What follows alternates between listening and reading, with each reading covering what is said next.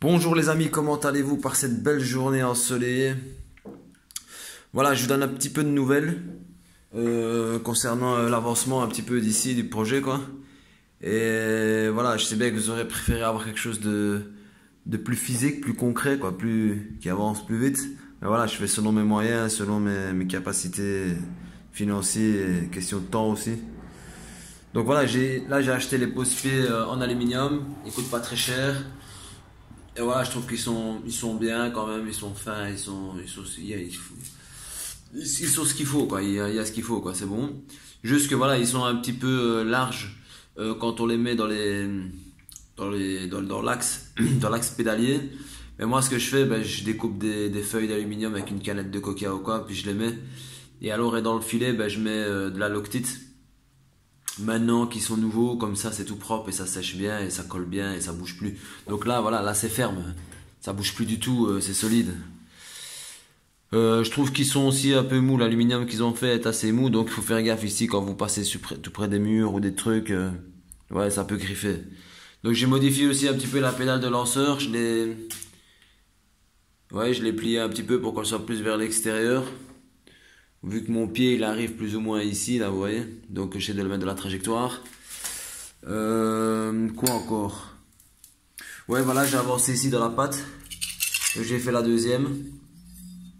J'ai fait la deuxième qui doit venir, mais je dois repercer les trous parce que en fait, c'est tellement solide cet acier-là que ça me crame toutes mes mèches. Donc je vais aller chez quelqu'un qui a une perceuse à colonne et je vais faire ça. Puis après, bah, je vais découper une barre pour faire un renfort quelque part ici ou quoi pour qu'ils soient fixés ensemble. Puis après, je vais faire des trous ici avec la colonne. Mais d'abord, avant de faire les trous, ils sont déjà marqués, même si je ne les vois pas trop. Ils sont déjà marqués là. Je vais déjà faire les trous ici pour faire des réglages de trucs là. Je vais souder ici une tige pour pouvoir mettre la tige de la pédale de lanceur. Réservoir, ben ça avance doucement, mais je suis en train de me prendre la tête pour trouver une fixation, surtout de ce côté-ci. Donc là, j'ai une fixation qui vient ici, mais il faut une fixation qui vient en plat en fait, comme ça, pour pas que ça bouge trop. Sinon, ben, j'ai déjà commencé à essayer d'installer les durites. Ouais, de me casser la tête parce qu'il faut mettre de la pompe à eau. Pour la courroie, ben voilà, en fait, c'est ça qui me bloque. Même pour les trous là que je dois faire là ici. Ce qui me bloque, c'est la courroie. Donc il faut absolument que je trouve la courroie qu'il faut pour pouvoir régler mon ressort en fait. Normalement j'ai trouvé, là j'attends juste qu'on me réponde sur le site. J'ai trouvé donc la courroie de Oveto, 4 temps. C'est une spéciale mal aussi spéciale belt. Donc elle correspond exactement au variotop. Donc c'est un degré de 30 degrés d'amplitude. Elle a 8 de profondeur comme la courroie pour variotop. Et juste qu'elle est à la place de 16 en largeur, elle est 16,5. Donc c'est pas grand chose. Donc avec l'usure justement ça va un peu m'arranger un petit peu. Donc je pense que ce petit ennemi là il disparaîtra un petit peu ou en tout cas il va s'atténuer. Et c'est la courroie qui correspond d'après une personne qui m'a montré que lui il a acheté celle-ci avec le même variement et la même poulie d'origine que moi. Donc voilà, donc j'attends vraiment être sûr que c'est celle-là qui me confirme vraiment bien que ça par rapport au code. Et alors une fois que c'est bon, ben, je valide la commande et j'ai aussi commandé avec le guidon bracelet pour mettre ici. Sinon comme achat, ben, j'ai fait les pose-pieds. Et puis j'ai aussi acheté des petites rotules comme ça avec des boulons que je vais souder ici à la tige de fer. Mais voilà, le souci c'est qu'ils vous vendent un avec le filet à droite et un filet à gauche pour que en fait en serrant le tube, et ben, en desserrant comme ça ou comme ça, ben, en fait ça va élargir ou refermer. Ouais. Mais le problème c'est que voilà, il faut que je trouve des boulons comme ceci avec filet à gauche pour mettre sur celui-ci. Donc j'ai celui-là, mais ici j'ai pas. Et voilà. Donc j'ai acheté aussi l'antiparasite là. NGK vu que c'est quand même une bonne qualité. Pour l'allumage, il vaut mieux prendre tout ce qui va avec. J'ai pris aussi une bougie iridium. Voilà, pour l'allumage, parce que sinon une bougie normale elle tient pas longtemps. Et voilà, donc j'ai la pompe à eau, ça il faut, ça vous savez, je dois mettre. Et aussi voilà, pour, je sais plus comment il s'appelle, qui m'avait commenté. En fait, il me demandait en fait pour le moteur, c'était quoi que j'avais fait en fait. Bah c'est simplement un carter Malossi avec les clapets Malossi. La pipe c'est une pipe Malossi mais qui est modifiée avec un coude de Dax ou de Monkey. C'est une pipe de 28. Le cylindre, bah, le vilo c'est un vilo Malossi. Le vario, donc c'est le Malossi, vous le connaissez. Et le cylindre et la culasse, c'est Athena. Donc en 70 ou 70 centimètres cubes, qui est légèrement préparé et aligné au carter. Simplement. Maintenant, ça ne me coûte rien de l'amener à quelqu'un pour leur faire une belle prépa. Mais je préfère pas, je préfère rester comme ça. Le goulot de la bougie, il a été préparé aussi. Euh, quoi encore? Bah, rien d'autre quoi. Il est juste un petit peu, juste pour avoir un peu plus de performance, sans aller trop loin. Et voilà, donc l'allumage c'est l'MVT qui est là, qui est tout nouveau, hein, comme le Vario qui est tout nouveau aussi. Voilà. Donc le radiateur, en même temps que j'ai su, bah, c'est un radiateur de TZR 125. Donc j'ai imité complètement le support.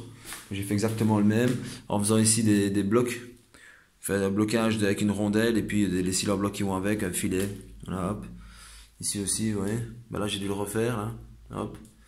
Il faudra que je refasse une peinture. Aussi, j'ai reçu un cadre de SPX. Le gars bien gentil, il est venu me l'amener, il me l'a donné. Mais le problème, c'est que, en fait, en vérifiant le réservoir, en fait, au-dessus, il n'y a pas de rouille. Donc, on dirait qu'il est tout nickel, tout nouveau. Mais ici, en dessous, il y a un trou, en fait. Il y a un petit trou ici. À cause de la rouille en fait qui a mangé. Et en fait en le rinçant j'ai vu qu'extérieurement ça pissait de là. Puis j'ai dit bah merde tant pis. Voilà. Je vais pas trop me casser la tête. Je vais voir si j'en trouve absolument pas. Parce qu'avec celui-ci en fait comme il n'est pas coupé à l'arrière et tout, j'aimerais bien le refaire vraiment à l'ancienne. Style 71 ou 1986. Vous voyez?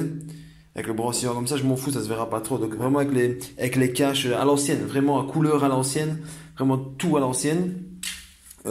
Et puis après, ben, remettre, si je veux, ben, mettre les cils en bloc, bien sûr. Hein, de mettre cils en bloc moteur, faire les deux, trois petites modifs qu'il faut faire. Et après, ben, voilà, quoi, je remonte la selle, le bras oscillant et le moteur dessus. Le radiateur, j'en ai un de 103. Donc je peux mettre celui-là, je mettrai la pompe à eau, ça devrait aller. Et voilà, donc j'ai même les durées et tout du 103, j'ai tout ce qu'il faut pour le radiateur. Sinon, je sais pas si je vous avais déjà montré ça, j'avais déjà fait des modifs de peau il y a déjà longtemps. Celui-ci, je vais laisser tomber de toute façon parce qu'il est abîmé. Et celui-ci, en fait, c'est un pot Bidalo Racing de Nitro. C'est 85 centimètres cubes. Et en fait, moi, j'ai découpé le coude. Et en fait, voilà, j'aimerais bien le refaire. Enfin, il y a un petit trou ici, je vais souder. On verra si ça tient. Je vais déplacer la patte ici, là. Ouais. Et aussi, ce truc-là. Je vais le mettre de la bonne amplitude pour le souder ici. Pour pouvoir le mettre sur les rotules de 203. Et alors voilà, ici j'ai déjà préparé mon tube et en fait il faut l'aligner en fait dans l'angle si vous voulez le faire chez vous. Hein, bah, il faut aligner dans l'angle ici. Vous voyez? Que le tube soit vraiment dans l'angle et dans l'angle ici. Comme ça. Vous voyez? Pour qu'il soit vous voyez, comme ça et comme ça. Vous voyez? Et la patte aussi de fixation, c'est la même chose. Elle est dans l'axe en fait. C'est juste ici qui n'est pas droit ce tube-là. Mais sinon, elle est dans l'axe aussi, dans l'axe du pot. Ouais, normalement, le tube devrait être comme ça un petit peu. Ouais, c'est des trucs qu'il faut faire attention si vous le faites parce que sinon vous allez être dégoûté parce que votre pot il va être tordu. Et voilà, donc celui-ci, bon, il est abîmé. Je peux le refaire briller quand même. Hein, là, il est pas, là, il est juste. Il y a moyen de le faire un peu briller quand même. Mais de toute façon, c'est juste un pot de test. Pour voir qu'est-ce que ça donne. Donc je testerai avec un Janelli comme celui-ci mais qui est en bon état. Et je testerai avec ce pot-ci. Et je ferai des tests, voir un petit peu qu'est-ce que ça donne. Parce que je sais bien qu'avec les kits 70 ou 70 cm3, par exemple le pot Doppler, eh ben, il bride. Parce qu'au début j'étais parti sur le pot Doppler, ouais il était beau et tout, il brille et tout. Mais voilà, il rouille très vite par rapport au Janelli. Et voilà, j'étais très déçu. Surtout une fois que j'ai remis un pot Janelli. Donc le Janelli Sport, le même que celui-ci. Franchement, rien à voir. Les performances, rien à voir. J'avais beaucoup plus de performance au démarrage, en reprise, en allonge. C'était vraiment, j'ai passé vraiment du noir au blanc. Parce qu'apparemment le pot Doppler, il est fait pour des kits 50 et pas 70, 70 cm3, quoi.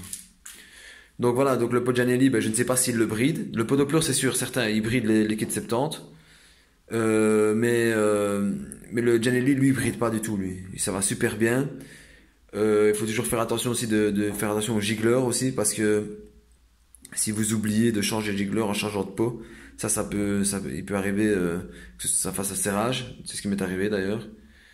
Faut toujours vérifier quand vous changez de pot, toujours vérifier vos réglages, vérifier la bougie et tout, la richesse et tout ça. Sinon, vous risquez de serrer parce qu'un pot n'est pas un autre. Et voilà, donc je testerai avec celui-ci et on verra bien ce que ça donne. De toute façon, au pire, ça va pas, ça va pas. Mais le pot Giannelli, je l'ai toujours. Et voilà, donc voilà. Je pense que j'ai rien oublié. Donc voilà, ça avance petit à petit et on verra. Donc j'ai la tige ici, je vais souder. Voilà, j'aimerais bien trouver quelqu'un qui peut-être un petit peu la tordre. On va dire en S un petit peu pour qu'elle soit plus près.